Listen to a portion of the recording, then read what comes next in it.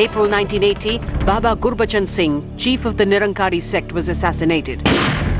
And the finger of suspicion pointed to men loyal to an obscure Sikh preacher, Jarnail Singh Bhindranwale. His anti-Nirankari campaign was soon to assume anti-Hindu dimensions.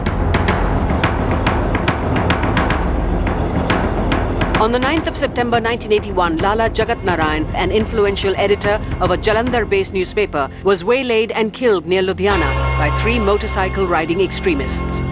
पहली जो आतंकवाद की घटना लाला जी को हत्या करके ही शुरू हुई। उन्होंने 2-3 साल पहले ही इस बात की चर्चा शुरू कर दी थी कि पंजाब में आतंकवाद का दौर आने वाला है। Bhindranwale's men were allegedly involved in the assassination. Bhindranwale justified the murder. Wanted by the police for questioning, Bhindranwale offered himself for arrest amidst high drama. A huge gathering of his followers congregated at Chowk Mehta. The mob got violent, and in the police firing that followed, 17 persons were killed. On 14th of October 1981, Gyani Zail Singh, then Home Minister, told Parliament that there was no evidence that linked Bhindranwale to the murder of Lala Jagat Narayan. Bhindranwale was released. His release was the turning point in his career. He was seen as a hero who had taken on the might of the Indian government.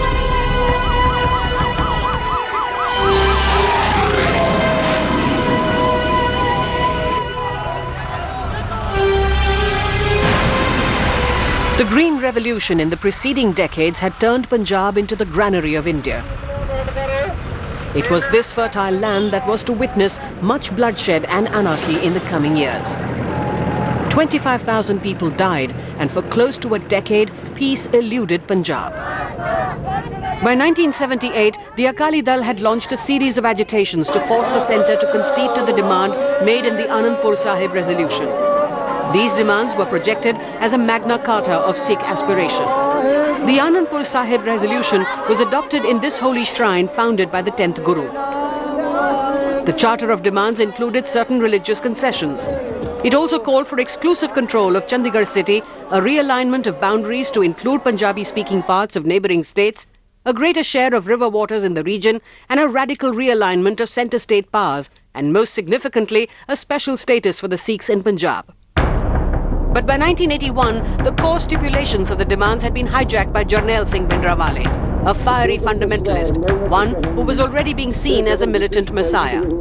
Bhindranwale, in his way, was an idealist. But you could also see, especially in Bhindranwale's face and in his behaviour, that there was a great deal of cruelty about him. He had a very hard, cruel face, and he behaved in a very domineering manner. Everyone around him was very frightened of him.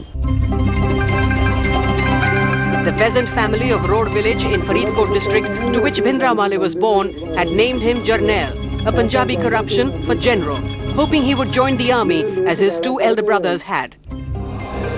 Catapulted to the centre stage as the head of Damdami Taksal, a fundamentalist seminary headquartered at Chowk Mehta, 50 kilometres from Amritsar, Bhindranwale fired the militant imagination of the Sikhs as a rigid champion of Sikh orthodoxy and had gathered around him a loyal and extremist group of armed followers.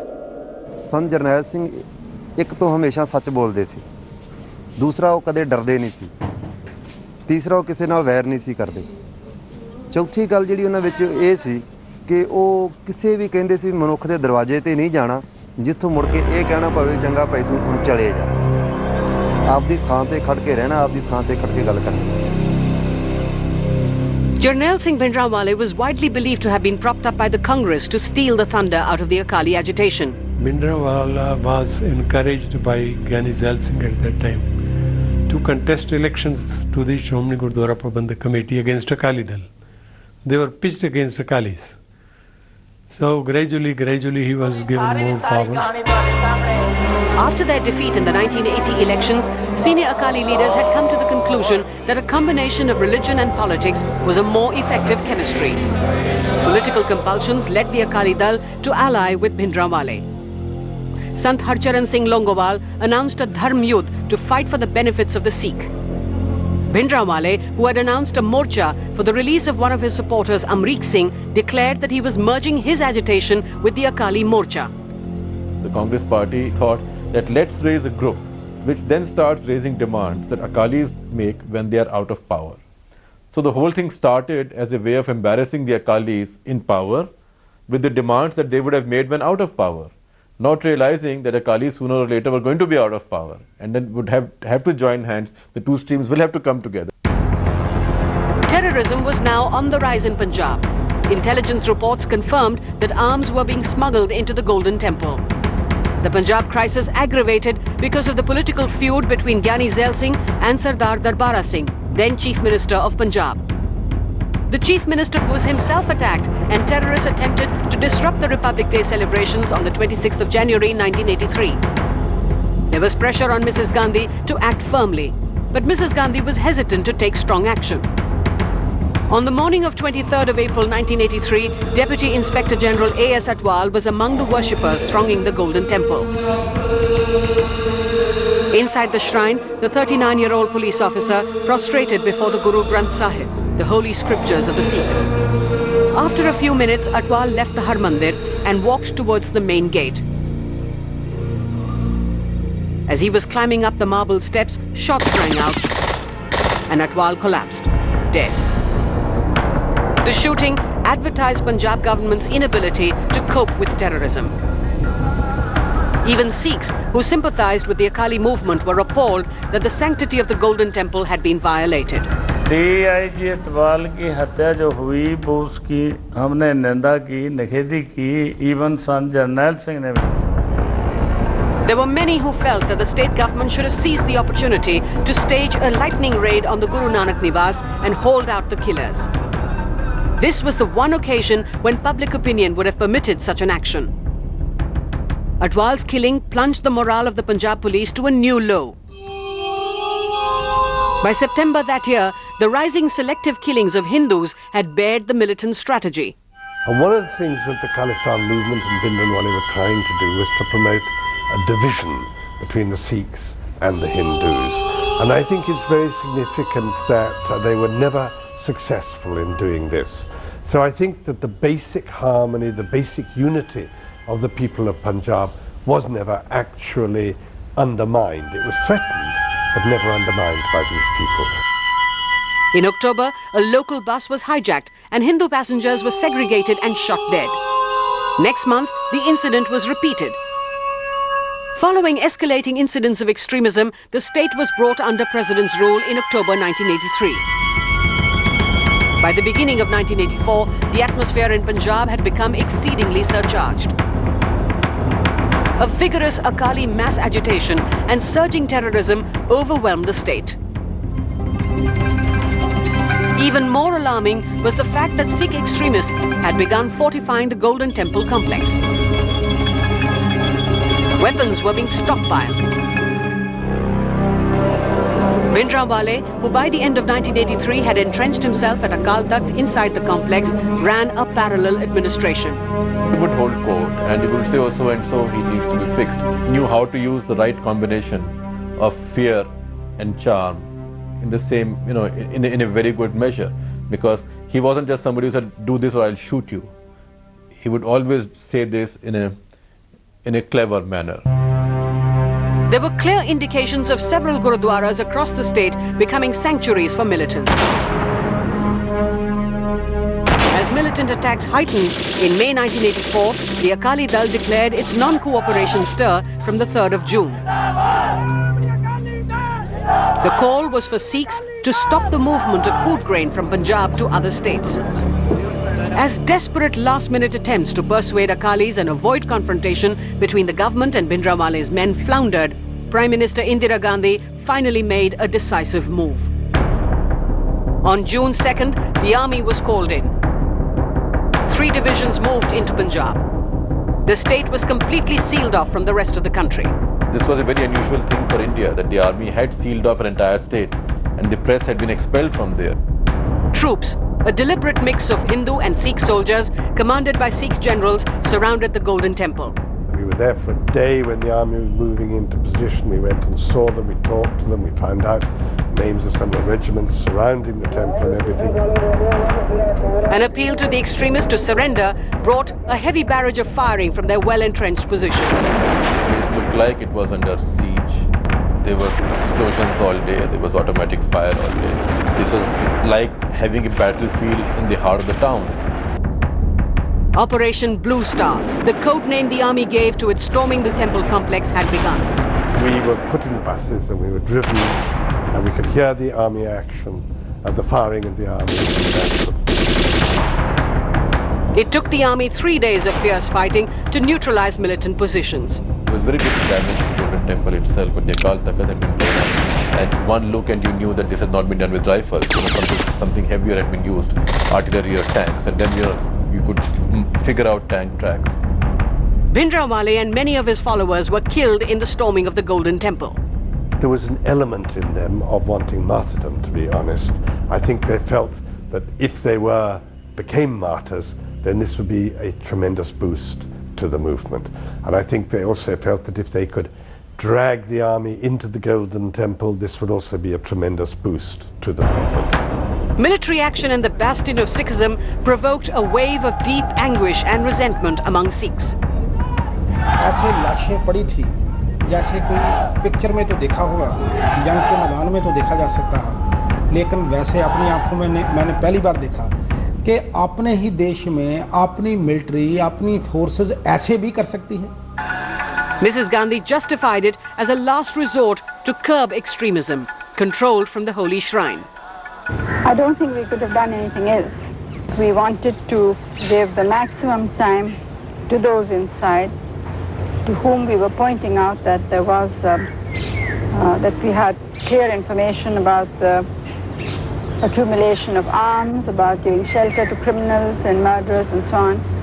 And we were hoping that they themselves would act and not allow these people to use such a sacred and holy place as a shelter. Detention of all top Akali leaders and a rigorous control over Punjab by the army prevented the spillover of widespread public reaction. Outside Punjab, there were desertions by a section of Sikh soldiers who, incited by rumours about the heavy damage to the Golden Temple, tried to march to Amritsar to defend their faith. Within days of the assault on the Golden Temple, a major canal in Punjab was breached twice, and Indian aircraft were hijacked in 2 separate incidents by extremists. 4 months later, events in Delhi shook the nation's foundation. On the morning of the 31st of October, Indira Gandhi was greeted with a hail of bullets from Sikh members of her bodyguards at her official residence. The Prime Minister was assassinated. The aftermath of the revenge killing that Akali leaders didn't condemn was more catastrophic. An outburst of anti-Sikh riots in several parts of the country left around 3,000 dead, including 2,000 in the nation's capital alone. It rendered thousands of Sikhs homeless.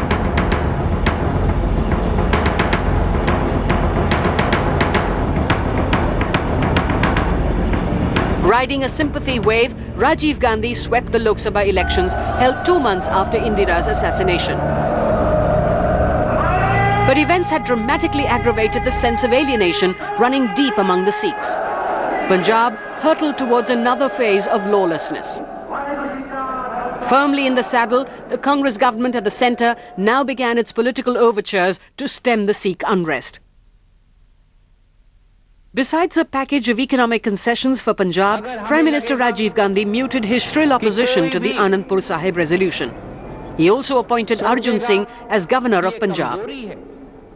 A shrewd politician, Arjun Singh managed to break ice with the Akalis, mainly the Akali Dal president Harcharan Singh Longowal. I went to Amritsar to pay my obeisance to the Golden Temple, and there wrote a handwritten letter to Longowal, and the theme of that was that you are serving your people.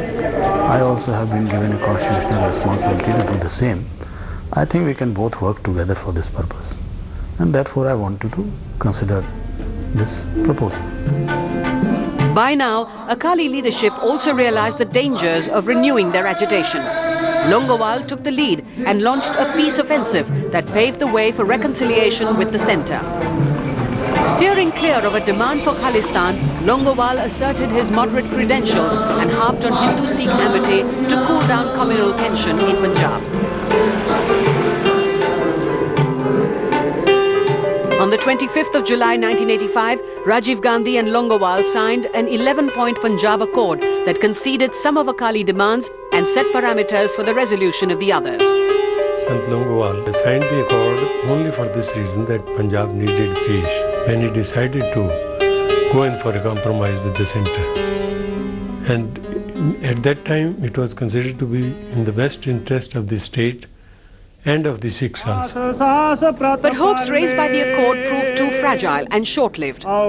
Just as Longowal set out in the Punjab countryside to sell the accord to the estranged Sikh, the militant sections, as also top Akali leaders including former Chief Minister Prakash Singh Badal, dubbed it as a sellout. An unfazed Longowal reposed more trust in the Sikh masses. On the 20th of August 1985, at one such public meeting inside a Gurudwara in Sangrur district, Longowal had barely stood up to defend the accord when a hail of bullets felled him. His killers had called him a traitor, but a massive outpouring of grief by Sikh masses pronounced him a martyr.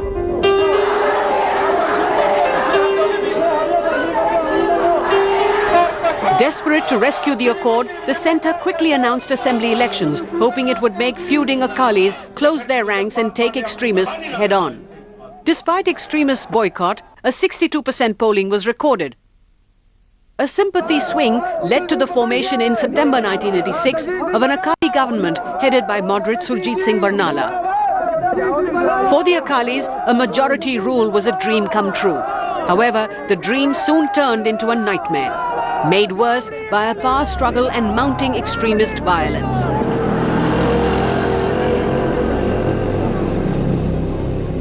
A miffed Badal and SGPC President G.S. Tohra stayed out of the Akali government and began undermining Barnala. Militants once again used the Golden Temple as a sanctuary, forcing the Akali government to send in the police into the shrine complex, an awkward action that made Barnala's position untenable before the Sikh masses. In August 1986, in an action that outraged the nation, Sikh extremists gunned down former chief of the Indian Army, General A.S. Vaidya, in Pune. On the 2nd of October, a lone Sikh gunman fired mistimed shots at Rajiv Gandhi at Rajghat. And a day later, the Punjab police chief, J.F. Ribeiro, escaped an assassination attempt by militants who stormed the heavily guarded police complex in Jalandhar. November was even bloodier. The massacre of 22 Hindu passengers touched off another wave of anti-Sikh violence in Delhi. A spiraling militant violence, with more than 1,000 dead between January 1986 and mid-1987, it provided a perfect ruse to the centre to dismiss a lame duck Barnala in May 1987. Imposition of President's rule sounded the death knell for the Punjab Accord. Rajiv Gandhi did not quite have the depth of maturity to understand the seriousness of the Punjab problem. The accord was doomed to failure. Many of the things that the agreement was supposed to deliver were not delivered, because Haryana came in the way, the centre's own lack of will came in the way. You know, you fought over a couple of villages to be transferred from one state to the other. So I think adequate homework had not gone into the accord.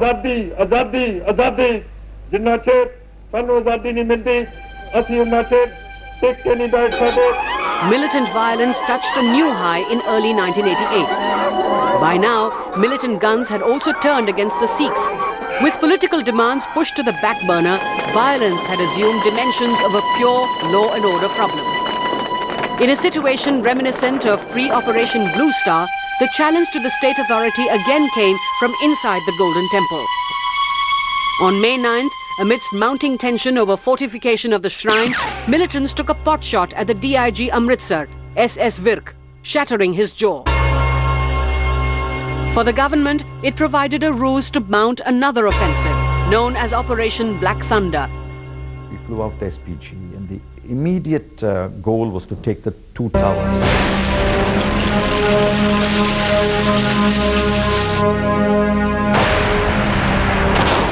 Main strategy, acceptance, lay siege to the temple. No policeman will enter the Golden Temple. We picked out one by one the militants through sharpshooters.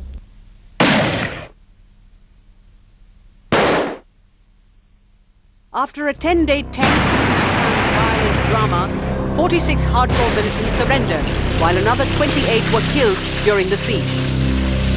Surprisingly, there was no public reaction this time. For the first time, we exposed to the people of Punjab that the militants were not motivated by very high ideals. The militants were, in many cases, just ordinary criminals. That was exposed to the people of Punjab. Secondly, we exposed to the people of Punjab that the Golden Temple was being defiled. Even more shocking to the Sikh psyche were recoveries of more than 50 skeletons of pilgrims who were tortured to death by militants and buried inside the complex. Thereafter, militancy rapidly lost public support. In November 1991, a gutsy KPS Gill, who was credited with the success of Operation Black Thunder, was back at the head of the state police. A concerted anti-militancy operation preceded the centre's strategy to hold the assembly elections by the beginning of 1992. 6 Akali factions, comprising both moderates and radicals, decided to boycott the assembly polls that were held in February under the shadow of guns of militants and security forces.